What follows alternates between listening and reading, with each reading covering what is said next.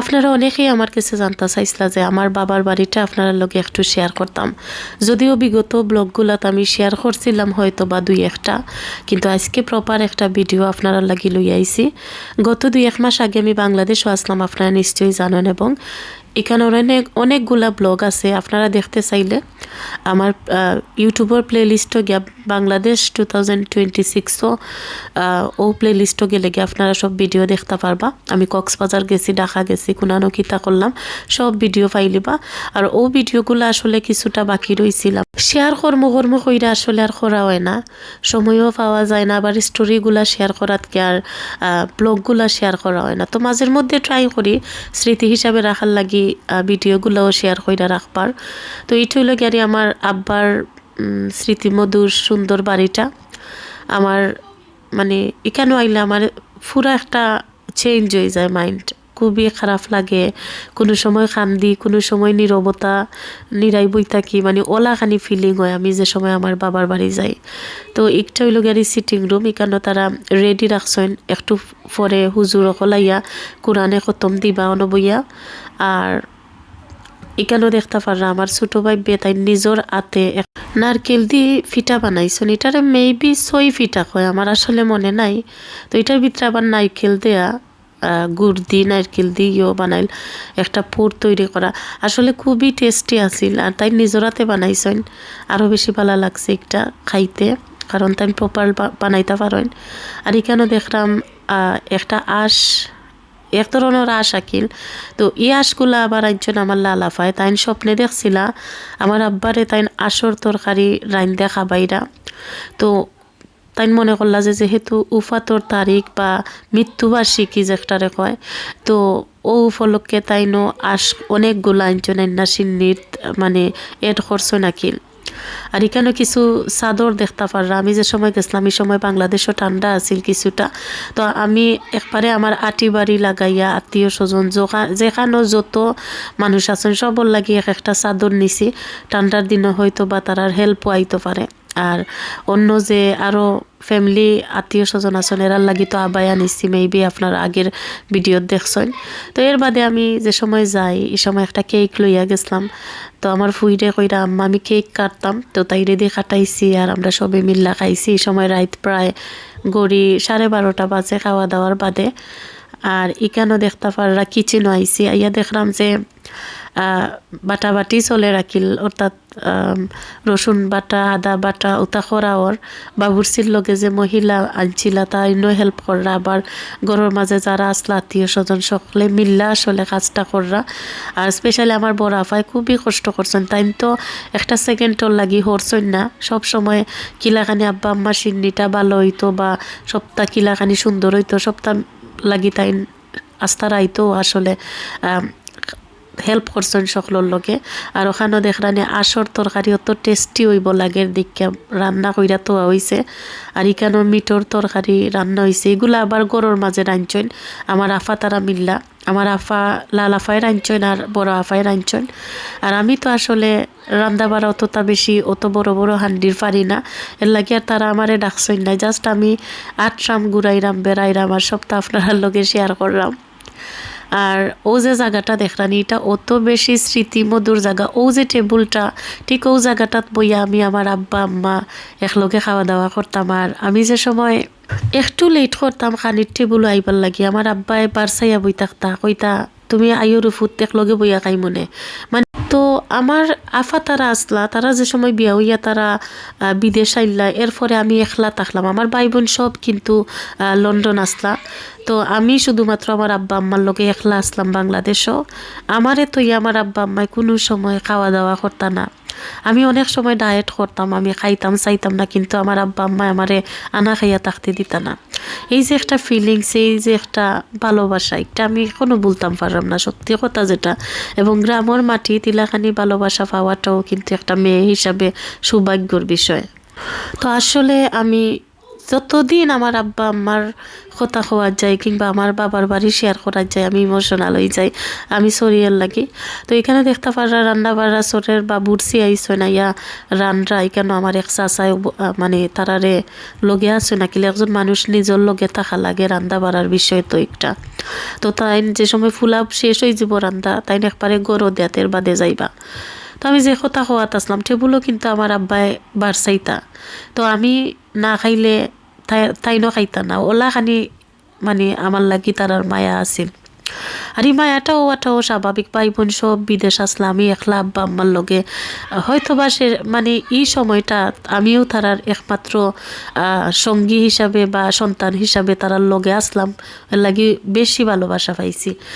আমার আব্বা আম্মার 7 জন সন্তান আমি লাগাইয়া, কিন্তু আমার আব্বা আম্মায় কোনো দিন একটা সন্তানটিও তারার কম আদর করছে না যে আমি আমার অতগু বাচ্চায় একটু কম আদর করি বা একটু বেশি আদর, সবর লাগি সমান আছিল।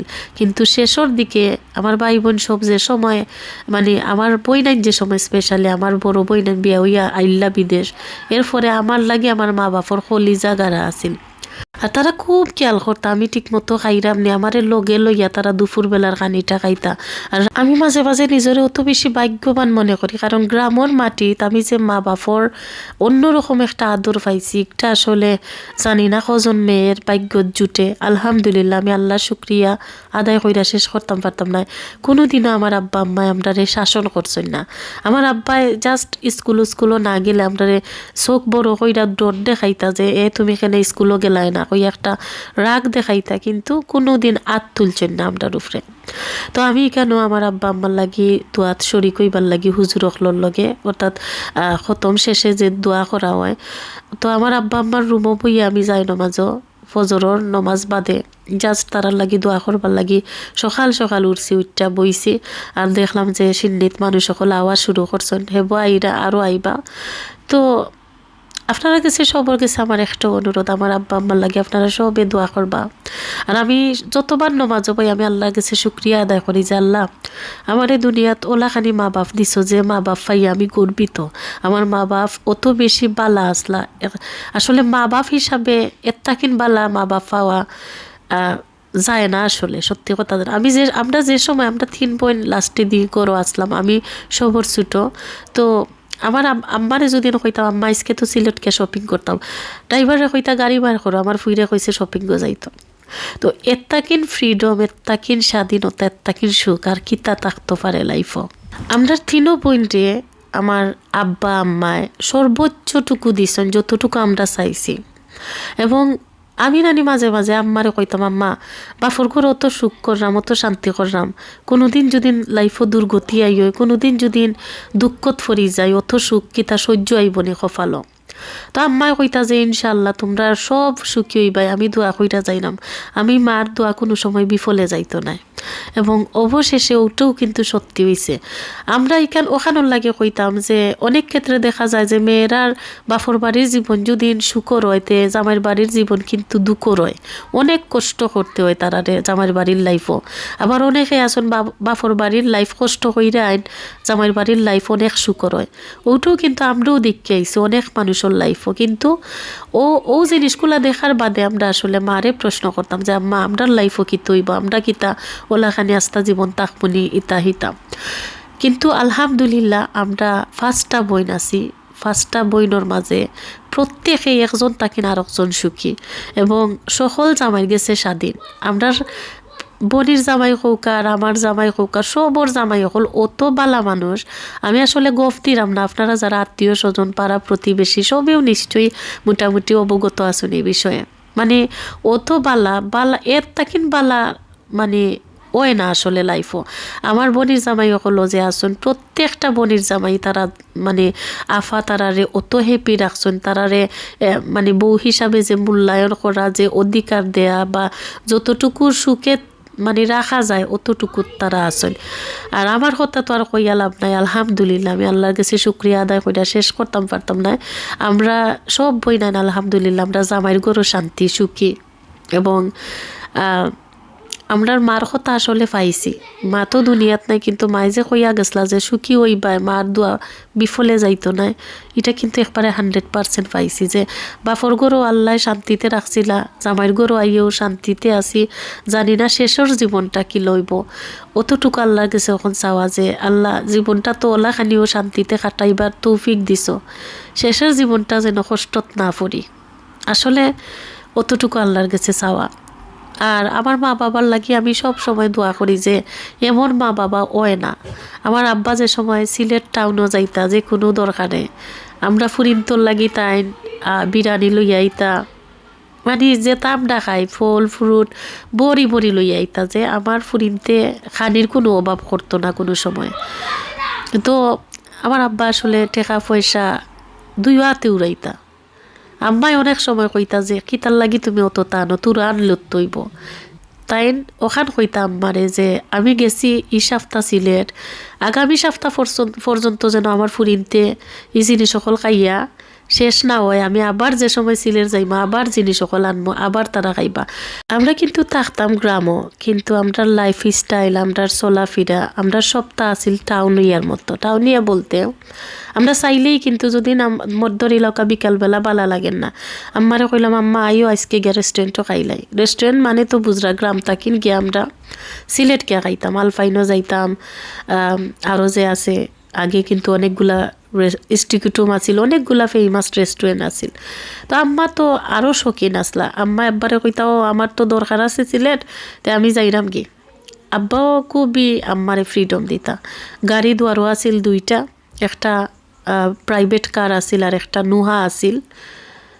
তো যে ড্রাইভার এভেলেবেল থাকতা ও ড্রাইভারে লইয়া গাড়ি লইয়া আমরা তিনও বইন আর আমার আম্মা আমরা যাইতাম কি। আব্বাই পয়সা পয়সা দিয়া দিতা, আমরা গিয়া হিকানো রেস্টুরেন্টও খাওয়া দাওয়া কইরা আত্মীয় স্বজন যারা আসেন তারা বাসায় তো গিয়া তারারে দেখি আমরা রাত 12টা একটা সময় বাড়িতে আইতাম।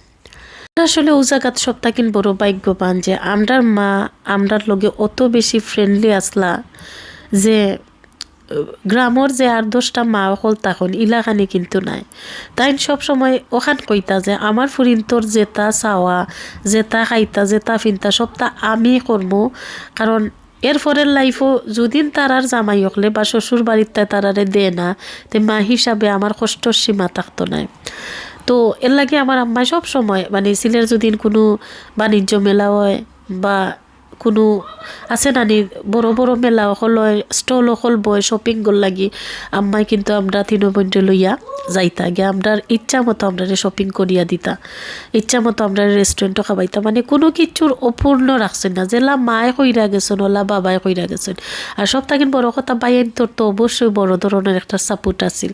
তো আলহামদুলিল্লাহ আল্লাহর কাছে যত বেশি শুক্রিয়া আদায় করবো আসলে কম হয়ে যাব। কারণ ইলাখানি লাইফ গ্রামের মাটির থেকে যে আমরা পাইছি একটা আমরা লাগে অনেক বড় একটা সৌভাগ্য। তো দোয়া করে আমরা বাইন তোরে আল্লাহ দীর্ঘ হায়াত দান করোকা, কারণ তারা থাকার কারণে আজকে আমরা আব্বা আম্মাইও আমরারে কোনো কিছু অপূর্ণ রাখছই না। আর আসলে অনেক অনেক মাতাত গেলে ইমোশনাল হয়ে যায়। আর অনেকে আছে আমরার ফ্যামিলির সুখ দেখা আমার আব্বা আম্মাই জেলাখানি আমরারে কেয়ার করছেন, আমরারে সাপোর্ট করছেন, এটা সবটা দেখা আমরারও কিছু নিজের মানুষ হলে আমরারে কইতা যে ও তোমরা লাইফ আল্লাহ, তোমরার কপাল নসিব আল্লাহ ফাক্কা বানাই লিছেন। একবারে ইট পাথরে জেলা ফাক্কা থাকে ওলা, তোমরার লাইফও কোনো আপস ডাউন নাই, তোমরার মতো করিয়া যে সুন্দর লাইফ কাটাই রায়। অনেকে এই জিনিসটা কইতা। তো আমি একটা জিনিস কইতাম যে যত বেশি লাইফও সরল থাকবাই তত বেশি আল্লাহ তোমারে সহজ পথ দেখাইবা। আর আমি একটা জিনিস দেখছি, আমি এটা গফতিরাম না আপনার কাছে, আমার আম্মা খুবই সহজ সরল আসলা। আর তানল্লাখানি আমার বই নাই নইছেন, আমরাও কিন্তু হইছি।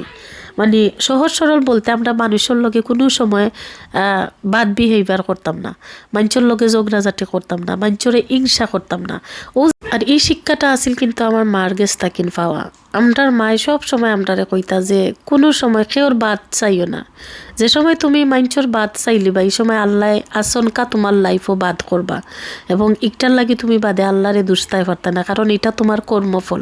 আমি আজকে অত বছর বাদ দিও আমি আমার মার কথাটা একবারে ফই ফই কইরা পাই যে মায় জেলা কইসলা আমার আম্মার কথাও কিন্তু রাইট আছিল, যে তুমি লাইফও যত বেশি সরলতার সাথে নিজের লাইফটারে মানে চালাইবাই অত বেশি তোমার জীবনটা সহজ হইব, রাস্তাটা সহজ হইব এবং জীবনের আপস এন্ড ডাউন থাকে। কিন্তু নিজের মাঝে যদি অন্তরটা আমরা বালা রাখিলাইতে যত কঠিন পরিস্থিতিও আয় না কেন আমরারে কিন্তু আল্লাহ তা সহজ করে দিলেন। এটা আমার কথা নয়, আপনারা একটু নিজের ভিতর থাকি হিংসা বিদ্বেষ হরাইয়া নিজরে সহজভাবে সরলতার সাথে জীবনটা অতিবাহিত কইরা দেখোকা দেখবানে যত বড় বড় পাহাড় সম পরিমাণ বিপদও থাকে না এনে সামনে, এটা কয় থাকেন যেন সহজ হয়ে যাব রাস্তাটা, আপনি নিজেও জানতে নাই। তো মা বাপর কথা হওয়াত গেলে আসলে জীবনেও আমার শেষ হইতো নাই। আমরা জীবনের বর্তমানে সব থাকিন বড় দুঃখ হইল গিয়ারে আমরা মা বাপ নাই, ওটা হইল গিয়ারে আমরা সব থাকিন কঠিন একটা বাস্তবতা আপনার লাইফও। কারণ আপনার মা বাপে আপনার লাইফও আমরা অত বেশি দিছই নানি, তারারে আমরা কিচ্ছু দিবার আর চান্স পাইছি না। এর আগেও তারারে আল্লাহ ডাক্কা নিছেন এবং আমার মা তো হঠাৎ করে মারা গেছেন, একদম বালা মাতিছেন ফোনও প্রায় এভরিডেও। আমি ইউকে তাওয়ার বাদে আমার আম্মায় ফোন কইরা মাত্তা, কিন্তু হঠাৎ করিয়া রাইতকে তাই নর শ্বাসকষ্ট বাড়ি গেছে, তাই আসমা কিছু প্রবলেম আছিল মানে শ্বাসকষ্ট। তো পরের দিন সকালে মানে ফজরের নামাজ পড়িয়া ডাক্তারও যাইবার লাগি রওনা দিছন। আগের দিন রাইত আমার আব্বাই কইসন যে গাড়ি দুয়ারও আছে, তুমি কি তার বার চাইরাই তুমি আইও সিলেট যাইগিয়ে হসপিটাল লইয়া। আমার আম্মাই কইসন না, আমার ডাক্তার আইব কালকে ডাকা থাকিন, আমিও ডাক্তার দেখাইব। এগুলা কিন্তু নর্মালি যারা শ্বাসকষ্ট থাকে এটা কিন্তু বাড়ে কমে একটা। আমার আম্মাই আসলে জানছেন না যে ওটাও তাইনোর লাইফও শেষ আছিল। তো সকালে রওনা দিছন আমার আব্বাই লইয়া, মধ্যখানো তানোর হঠাৎ করি শ্বাস বন হয়ে গেছে। এর লাগি মানে ওটাও আছিল আপনার লাইফও সব থাকি কঠিনতম দিন। মা মারা যাওয়ার 1 বছর পরে আমরা বই নাই নকল বাইয়া নকল, আমরা আসলে দুনিয়াত আছি না দুনিয়াত নাই অতটুকুও কিন্তু আমরা খেয়াল আছিল না। এরপরে তো আস্তে আস্তে আমার আব্বা অসুস্থ হয়ে গেলা, তাই মারা গেলা। তখন বর্তমানে আসলে আমরা 4 বোনের আমরা 2জন ভাই আছেন, আর ও 2জন ভাইও আমরা সবটুকু মানে দোয়া তারার লাগি, তারা যেন আল্লাহ তারারে যেন হায়াত দিন বালা রাখেন। কারণ মা বাপ না থাকলেও কিন্তু মা বাপর যে শূন্য স্থানটা এটা কিন্তু বড় ভাই বোন থাকলে তারা পূরণ করিলেন। ও যে আমি বাংলাদেশও গেলাম, আমি কিন্তু আমার লালাফার লোকে গেছি বিটাত, মা বাপর বিটাত যে সময় ফাড়া মারছি আমার বাইয়ান হিকানো আসলা।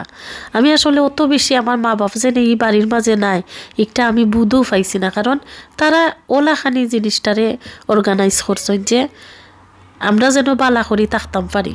আমার বাইয়ান বাইর বউ তারা আগে গেছেন গিয়া আমরা লাগি সবটা অর্গানাইজ করছেন। আমরা 3 বোন বাদে গেছি গিয়া হিকানো আমরা 1 রাত থাকছি। কিন্তু সত্যি কথা কিতা জানেন নিজে আমি 1 রাত থাকছি, থাকার বাদে আমার কাছে লাগছে যে আমি আর থাকতাম না, আমি কখতে আইতাম। যে ভাই চাই লাগে আমার আম্মায় আটরা, যে ভাই বারামুকায় মানে উঠানো গেছি লাগে আমার আব্বাই আমারে ডাকরা, মানে এই যে কষ্টগুলা নানি এগুলা শুধুমাত্র বাপর বাড়িত কাফারা মারি দিলেও আই হয়। তো যত খাই ফিন্দি আনন্দ ফুর্তি করি বাপর বিটাত কোনো সময় আসলে মনটা আর টিকে না, কারণ যেখানে মা বাপ নাই এখানে থাকা ইম্পসিবল। আমি আসলে গেছিলাম ও টার্গেটে যে আমি 2-3 দিন আমার আফা আর আমি থাকবো, কিন্তু আমরা 1 রাত থাকিয়া আমার আফায় কইন গোপন জলদি আইও যাই গিয়ে, কেন মা বাপর স্মৃতির কারণে আমরা থাকতাম পারতাম না।